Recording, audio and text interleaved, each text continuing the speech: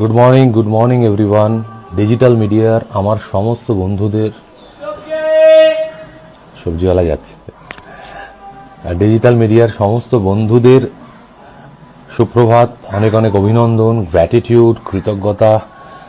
একটা ছোট্ট অ্যানাউন্সমেন্ট, সেটা হচ্ছে আমি তো আমার আত্মীয় মনে করি এবং মনে করি, লিটারেলি মনে করি।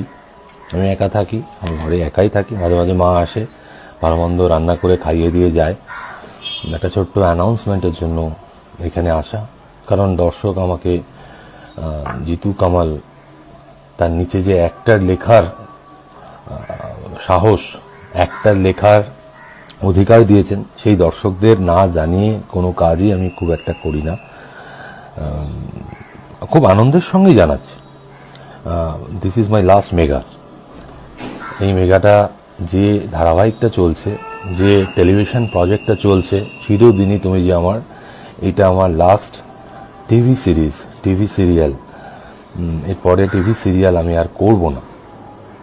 আমি আশা রাখবো, প্রত্যেক দিন তো আমরা চ্যালেঞ্জের মুখোমুখি পড়ি, তো আমার ইউনিট, আমার প্রোডাকশন হাউস এবং জি বাংলা, তারা একটা চ্যালেঞ্জ নিয়েছে, আপনারা সকলেই জানেন, সেটা আর বিস্তারিতভাবে বললাম না। আশা রাখবো আপনারা আমাদের সাথে থাকবেন, আমাকে যেভাবে ভালোবেসেছেন সেই আশীর্বাদটুকু একটু বাড়িয়ে দেবেন কিছুদিনের জন্য। সত্যি আমরা চ্যালেঞ্জের মুখে পড়েছি। Behalf of my production house, Zee Bangla, আমার টেকনিশিয়ানস, সর্বোপরি আমার টেকনিশিয়ানস, যারা দিন আনে দিন খায় আর কি, কাজ বন্ধ হয়ে গেলে তাদের কালকে থেকে সত্যিকারের প্রবলেম হবে, তাদের দিকে তাকিয়ে আমাদের সিরিয়ালের নাম, সেই নামকে যথাযথ করবেন। চিরদিনই তুমি যে আমার। আমি চাই আমার দর্শক, আমার টেলিভিশনের সমস্ত দর্শক, চিরদিনই তুমি যে আমারের মতোই আপনারা থাকবেন, চিরদিনই সত্যি আপনারা যে আমার, এটা একটু প্রমাণ করবেন। This is my last mega, please bless me, আশীর্বাদ করুন। পরবর্তীকালে যে কাজই করি মন দিয়ে করতে পারি, এখন যেভাবে করছি সেভাবেই মন দিয়ে করতে পারি, এতটুকু আশা রেখে আমাদের এই চ্যালেঞ্জকে আপনারা, এই যুদ্ধটাকে আপনারা প্লিজ জেতাবেন। আজকে থেকে এক নতুন শিল্পীর নতুন পথ চলা। Please please please bless her, bless us. আর কি বলবো আপনাদের কাছে, নতুন করে তো চাওয়ার কিছু নেই। আমি খুব একটা ভগবানের কাছে চাই না, কিছুই চাই না, বিশেষ করে আশীর্বাদ এবং সকলের মঙ্গল ছাড়া কিছুই চাই না, বিনয় করছি না। এটাও জানি যে সব দর্শক আমার হতে পারে না, সবাই আমার সুনাম করতে পারে না, কিন্তু যারা সুনাম করে তাদের তো আমি ফেলে দিতে পারি না, তাদের কাছে আমি দায়বদ্ধ। এবং যারা বদনাম করে অথবা কিছুই করে না, তাদের কাছেও জানান দিই যে এটা আমার লাস্ট মেঘা। সো প্লিজ ব্লেস মি এবং পাশে থাকবেন, চিরদিনই আপনারা যে আমার। Thank you. সকাল সকাল, এনিওয়ে, থ্যাংক ইউ। আর্যর পাশে অপর্ণা এই চরিত্রে দিতিপ্রিয়াকে ছাড়া আর কাউকে ভাবাই যায় না। কিন্তু এবার পর্দায় আসছে একদম নতুন অপর্ণা। কে তিনি জানলে অবাক হবে। সোশ্যাল মিডিয়ায় জল্পনা সৃজা, প্রত্যুষা নাকি অন্য কেউ।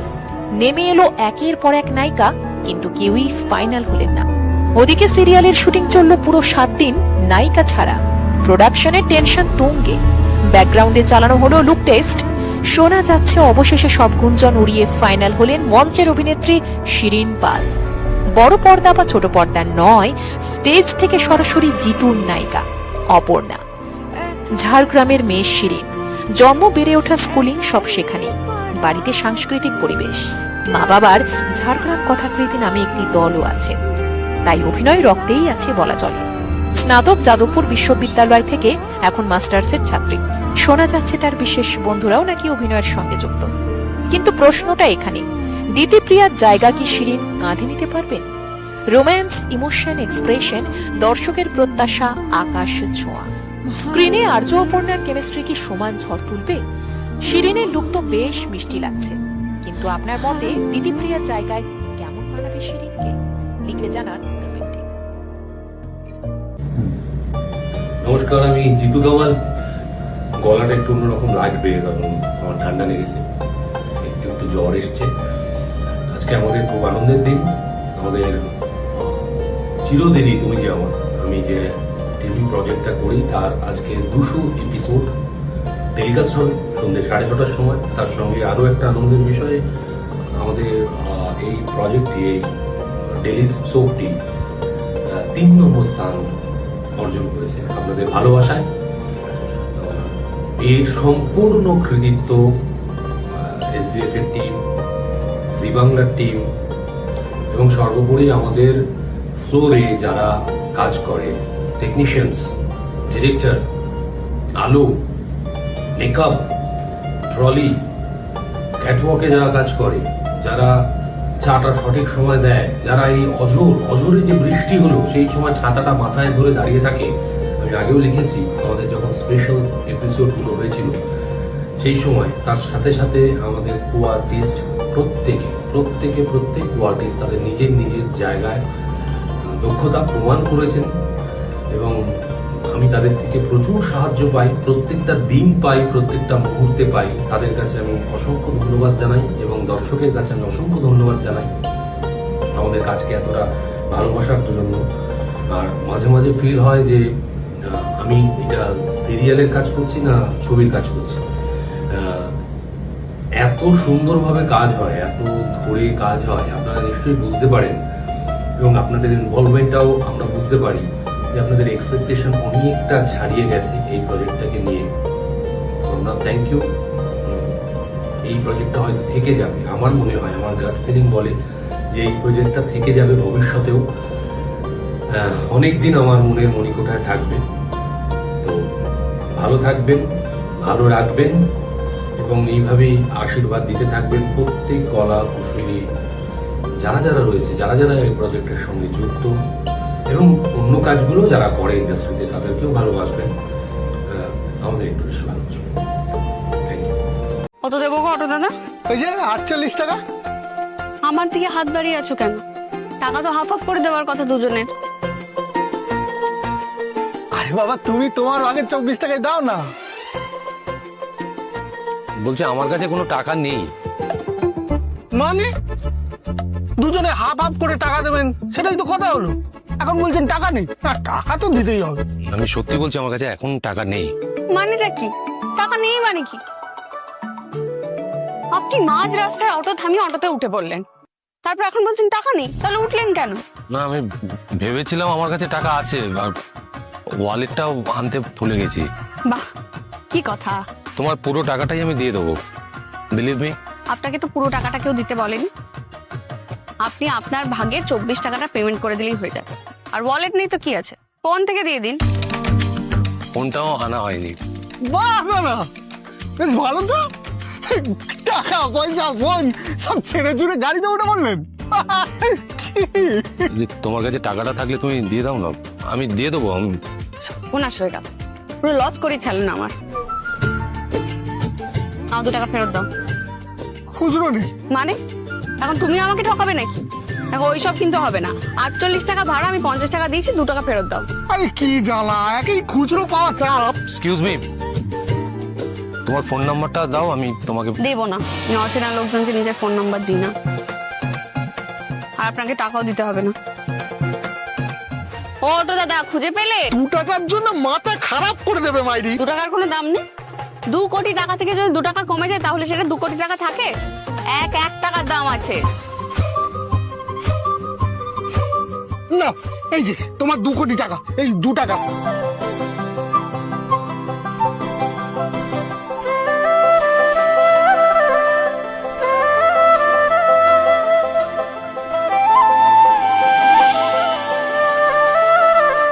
আজকে এই বিশেষ অনুষ্ঠানে প্রথমেই স্বাগত জানাই আজকে আমাদের প্রধান অতিথি শ্রী আর্য সিংহ রায়কে।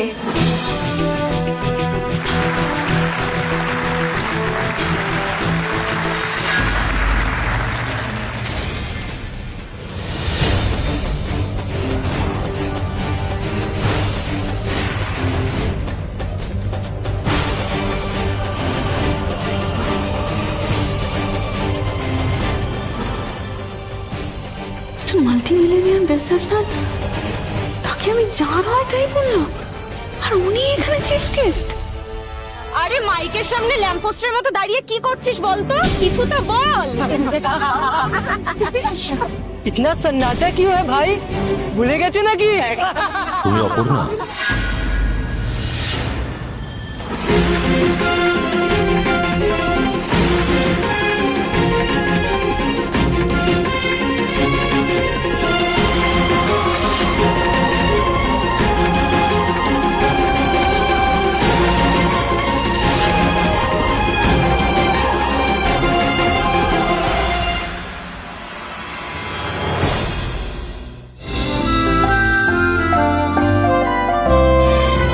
স্টুডিও আমার ফার্স্ট হোম,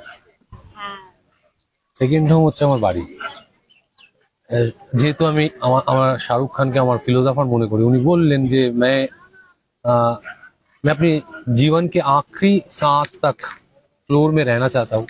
তো ওরকমই আমিও মনে করি যে আমি হয়তো লাস্ট শট দিচ্ছি আমার ফ্লোরের ভেতর, এখানে শেষ হলো আমার জীবন, ওর থেকে আর বেশি কি পাওনা হবে? তাহলে আমার বাড়িতে আমি প্রথম শেষ করতে, মানে শেষটা চাইছি। ওইটা আমার ফার্স্ট হোম, সেকেন্ড হোম আমার বাড়ি।